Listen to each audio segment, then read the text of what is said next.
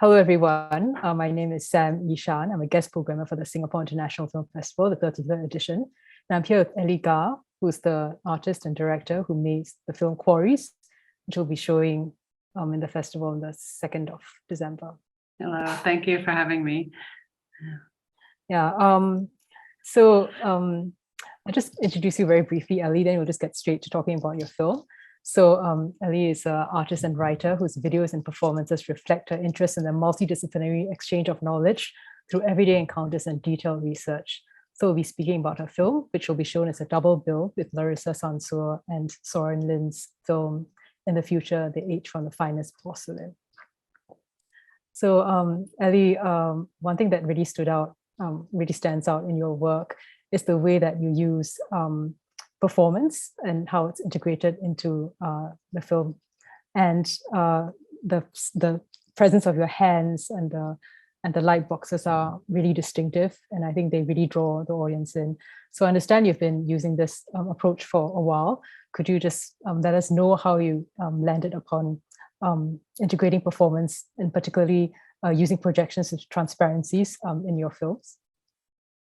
Yeah, so it does really, this vocabulary that I've been developing, it began very specifically with a performance I made in 2008 called The Fortune Tellers. And The Fortune Tellers was based on a half year I spent drifting in a sailboat that was built specifically to drift through the Arctic pack ice. And we were there to ostensibly gather data for the future of the Arctic. And yet we ourselves always felt this acute feeling of not having any control and not knowing our future. Not that any of us do, but this felt much more extreme, of course, when you're in the ice and you're drifting and you're relying on weather predictions to shape your ideas of the future.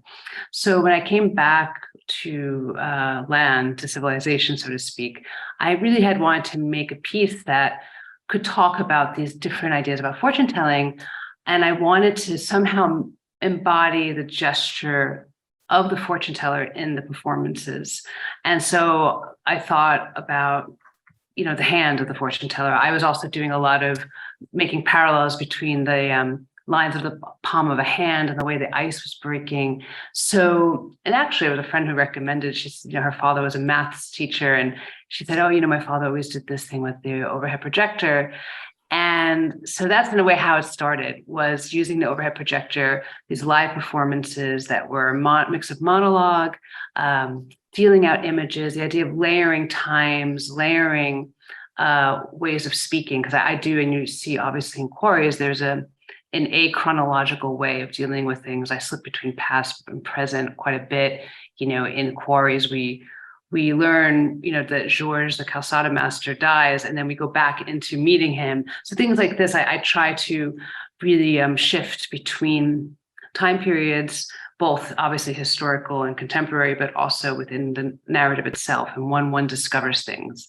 So the transparencies, the layering of imagery, the idea of keeping time with the hand, like the hand keeps time. The hand is the rhythm, the metrometer by which we speak. So that's in a way how it started. And then at some point, I really was trying to find a way to harness some of that energy from the performances. How could I make a piece that could stand alone, whether in a cinema, in a gallery, in a museum space, that could have an intimacy of, I'm speaking to you, the audience. You maybe are not in the room with me, like in a performance, but I'm writing with you in mind, and I'm taking you on this narrative journey. And so I adapted then the language of the hand and the transparency. It's filmed on a light table, like a digital light table that you often see. They're mostly used now, I think, in tattoo parlors, for example. But kind of in a way funny enough, keeps the technology alive. But yeah, so it kind of started that way. I don't always use it for every single work, but certainly with Quarries, as I'm sure most of you probably picked up on, there's so much about the hand's ability, the hand's inability, that it made sense in this case to marry that vocabulary. I always have to make a case for it, because I do think one can become too enamored with one's own vocabulary. And there's always, I think, every piece one has to trouble a little bit one's reasons for selecting again the same technique. So it had to make a case again to use the hand, to use the transparencies. But if any time I was going to use it, it was now, because of all this question about the hands. Yeah. Yeah, it really resonates, especially when you see the filmed images when you close up on the stonemason's hands as they are manipulating the tools and so forth. And I just get the sense that, we're almost drawn back to the time of magic lanterns, and the sense that light shining through film, whether it's a transparency or celluloid, sort of makes people see the magic of cinema. So that was really interesting, especially when you're thinking about stones, something as opaque as stone. That's true. That's a really good point. I hadn't thought about that. Yeah. Yeah. But one thing that also guides us is your voice. So now hearing you speak, it's a bit of a surprise to me, because the way that you narrate is so distinct. It's almost like another kind of character. And you're reading out your essay, the text of this for this essay film, it feels a little bit, it's almost like a recitation. There's a bit of not an artifice, but something that is a bit ambiguous, sometimes a bit uncomfortable in listening to the voice. But at the same time, you like, I think viewers, especially myself, you get lulled into following your associated train of thought. You just kind of have to go where the artist's voice and the artist's hands are kind of taking us. So could you speak a little bit about how you write for your narration, and also how you perform it when you're making a work like this?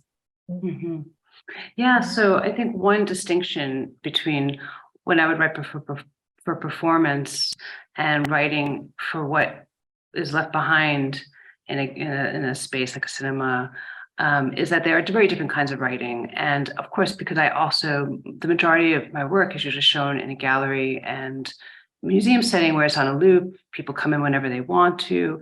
It's not as luxurious as having the cinema where people are gathering and there's a beginning, middle, and end to the event. So for me, it's very important that people can come into the story quickly, so that there's not.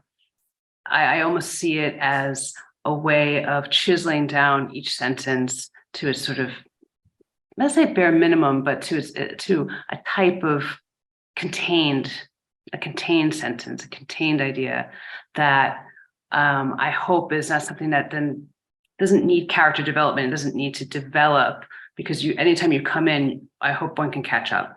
So with the specifically with the style of this piece, the idea of the chiseled stone, but the idea of, I like to think of as the parentheses, and how parentheses are used in writing. So there's a scene in Quarries, which I'm quite fond of, where there's the photo of, on one side of my photograph of the calçada with the tree, and the tree roots have pushed up the calçada, and the tree roots have been rebelling against the weight of the stone. And then on the other side is Karen, the photographer, her photograph of that same exact spot, like 35 years before. And of course, one way I love this, because it's this side, it's time, right? You can't fake that. That only can happen through the passage of time. But for me, stylistically, it felt like a parenthesis. The whole piece, in a way, the way that there's the panels, there's something in the middle, which is often the quote unquote live of the hand. And then you have oftentimes these repositories or depositories of image. And so when I wanted to try to write in a way that mirrored that. So, we don't ever really know, we don't know quite a bit, right? I know, but the viewer doesn't know, why did my brother, what happened to him, right? Why is it a painful chapter in Karen's life, this book? There are many things that are left unanswered. It's almost as if we have a series of parentheses that gather.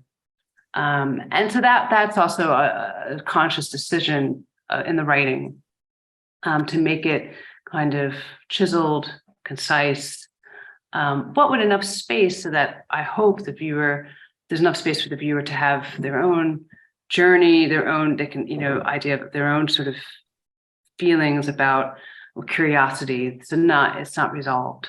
In terms of the voice, I think that's a tricky one because I'm not an actor. I don't come from that background. And so my voice is just my voice. And I do believe, and I'm sure people would argue with this, but that for me, I think recording a voiceover is it's a technical procedure in that there's no one in the room with you. You can't fake warmth. You can't fake proximity. It's not there, it's just you and the microphone, which is very different than a performance when it's live and things can go wrong and people cough and you react, people laugh, et cetera, right? So for me, my goal is to make it really as flat and neutral as possible. Again, with this idea too of not wanting to overemphasize anything, because I had another piece that I had worked on, Gyres, which came before Quarries. And I found at the beginning, I wanted to imbue the text with a sense of pathos, a sense of, urgency and then I was working with a voiceover coach. I would say more of an experiment. She's more of an experimental performer. And, she was like, the words have the pathos. The text has the pathos. The text, trust the text, trust the words, and just deliver it. And that's what, to be honest with you, what I try to do. I deliver it. I want it to feel like a plateau, a democratic plateau, where no one story or one tragedy or one loss or one history is more important than another. Of course, if I handed this text over to an actor, they might be able to get something else from it. And, people often ask me, why don't you have someone else, read it? But I can't divorce myself from it, to be honest. And to not have my voice reciting it would seem like an artifice that I, at least right now, or with this piece, I didn't find particularly interesting to engage in. Yeah.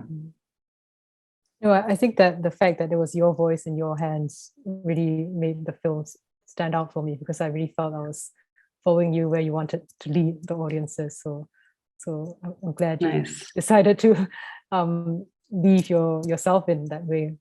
So going back to the idea of parentheses and how you kind of wanted to give everything that treat the different stories in a democratic way. One thing which I was thinking about when trying to write a little bit about this film, for at least for the festival, was that it was kind of hard to perhaps pinpoint one of the key stories in the film. Of course, the calzadas are important, and the death of Jorge was very key. George, I'm sorry, the death of George was very present, at the beginning and the end. But what for you was the most maybe important aspect emotionally, or that you wanted to convey in this film? Yeah. So I also agree with you that I don't see any one story as being, again, this is the parentheses idea of being more important than the other. A lot of people disagree with me, and I have, friends or viewers who really say everything is gathering around my brother.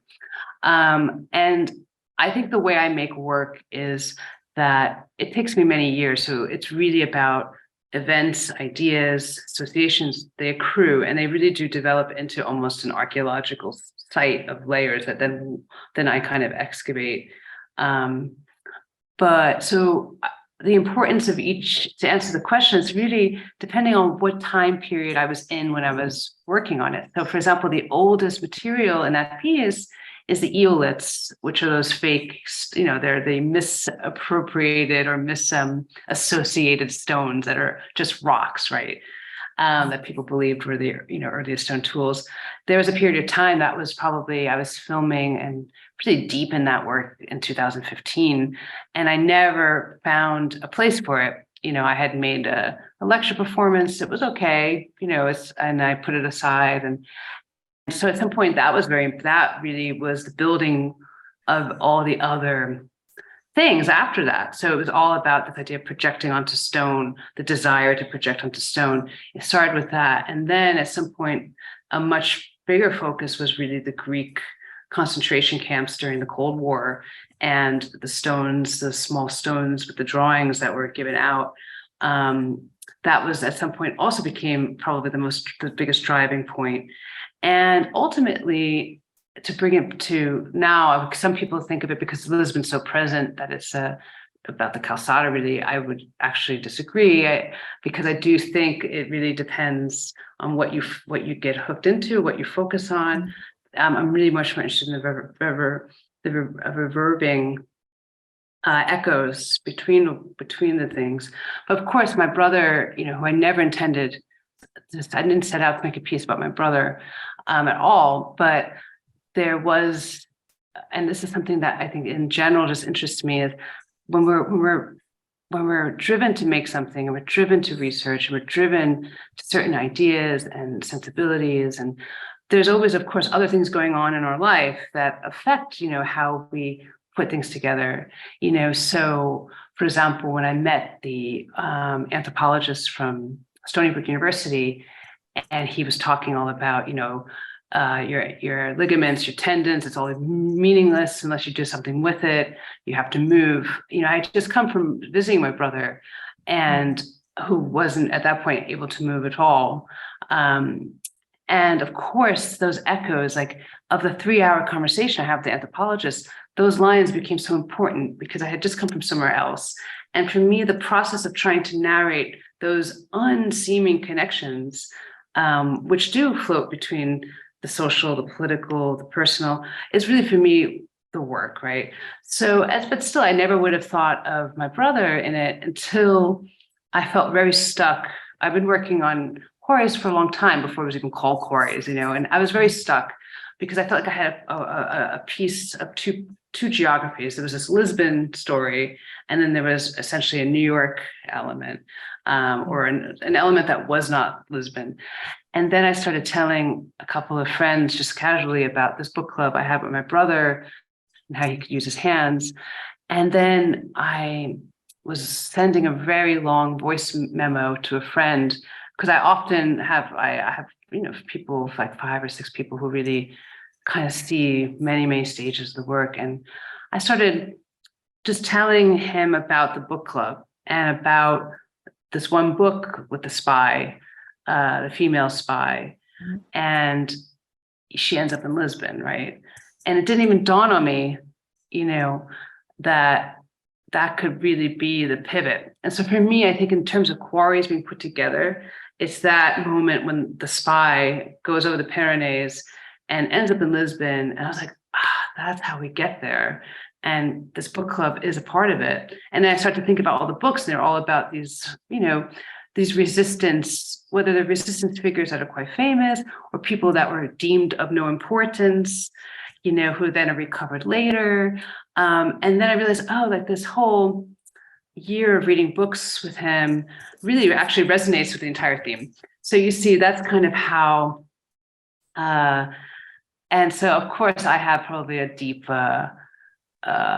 emotional attachment to that, because it's also the most unexpected. I would never have expected these books to get in there, Yeah.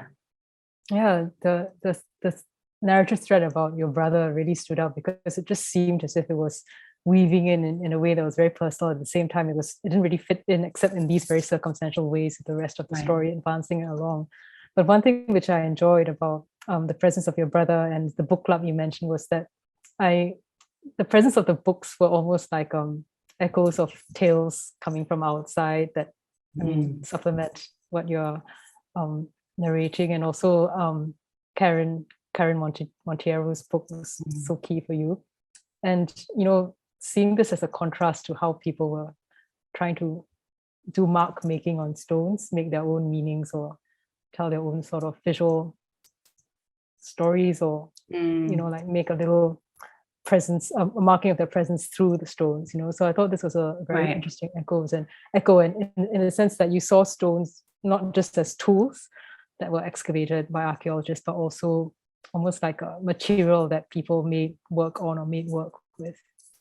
Yeah, no, completely. And also, that it's this double-sided gesture, because on one hand, and again, this is always something I do try to think about, why am I attracted to this, and what's the undercurrent of this thing, and if we take, say, as you just said, the calçada master, who's, an unknown craftsperson, and before that was enslaved or a prisoner, whose stories aren't told, have disappeared, and the idea of leaving a little trace of yourself.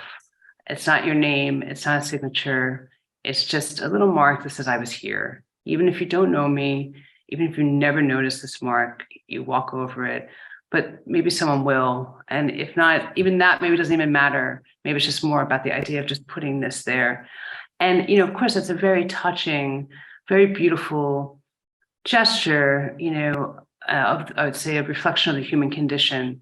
But of course, if we flip that on its side, the hubris to make these monuments, like, of course, to say just pick on Lisbon, but, this Pedral dos Descobrimentos, and this monument essentially to the slave trade, ultimately, this hubris, these fascistic monuments, they are also the other side of that, right?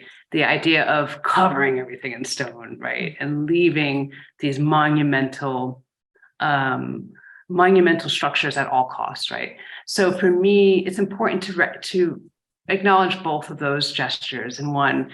And I guess it's like, in a way, like what Donna Haraway talks about, the idea of staying with the trouble, is not trying to bury it, not trying to then walk away from it because it's maybe too complicated, but just staying with it, and that was quite important for me to also keep in check my own love of this calçada, because if we do follow it far enough along, but then, I also think about, like, for example, the philosopher's stone. So many cultures have this tradition of taking a slab of stone and imagining a landscape in it. And for me, like the calçada, the thing under our feet, is like the everyday person's philosopher's stone. Like, if you stare at it long enough, it's going to bring you in all these places. Yeah. Yeah. So at the same time, I feel that you were hinting at how precarious stone was, even though it's something that lasts for the ages, because you see that it can be shattered easily, or the pavements, the calçadas are disappearing. And so this is what I also felt came through by the end of the film. Yeah. And also, I guess it's the idea that knowledge can disappear, right? Yeah. And in the case of the anthropologist at Stony Brook, is the idea that perhaps a knowledge disappears and then gets rediscovered again by, a different, many thousands years later, due to change in environment, right? So the idea of, how knowledge, how maybe it's not a linear tale, and it's not a linear idea of history, and it's not a linear idea of progression, and that there are ruptures that, because knowledge gets lost, because of suppression, because of a multitude of reasons, and perhaps rediscovered, or maybe not. In the case of calçada, it is really, really interesting to see this last gasp. And of course, many people have stories, in the world of seeing the last gasp of a technique, especially now, right? And seeing it degrade, because the idea is that, and this is one thing George kept going on about, if there's no one to teach it, that's when it dies, right? Yeah. Well, I think that we've covered many interesting aspects of the film, and I'm so glad that we got to speak together with you. So thank you so much, Ellie, and we really appreciate Thank you so much. Thank you. Speaking with the audiences in Singapore about your film. Yeah, and thank you to the audience for coming out to see the films and the festival. Thank you.